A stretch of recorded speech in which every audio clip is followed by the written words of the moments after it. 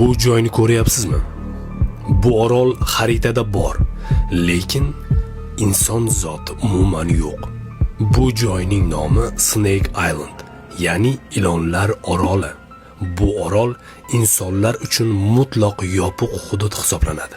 Bu yerda siz tavakkal qilib qadam tashlay olmaysiz, chunki har bir qadam o'limga yaqinlashish demakdir. Bu yerdagi ilonlarning aksariyat qismi juda ham xavfli va zaharli ilonlar hisoblanadi.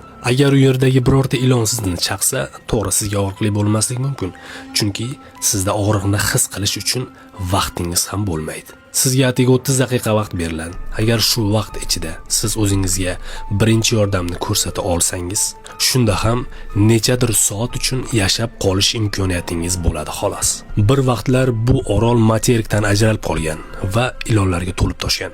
Shu sababli ham bu yerni insonlar tark etgan. Bu yerda uylar yo'q, qishloqlar yo'q. Xullas, inson uchun hech qanday sharoit va hayot yo'q. Bu joy oddiy insonlar uchun mutlaq yopiq hisoblanadi va kirish mumkin emas. Bu yerga faqat olimlar va harbiylar hukumat ruxsati bilangina kira olishlari mumkin. Bu yerda insonlar xohlagan ishlarni qilisha olmaydi, chunki bu yerda insonlar emas, balki ilonlar hukmronlik qiladi. Yer yuzida insonlar hali qadamlar yetmagan, kashf qilmagan joylar, hayvonlar, Alloh taolo yaratgan mavjudotlari talaygina. Agar sizga ham pul va'da qilib, mana shu Snake Islandda bir tunni o'tkazish uchun taklif berilganda, siz nima degan bo'lardingiz? Kommentariyada fikringizni kutaman.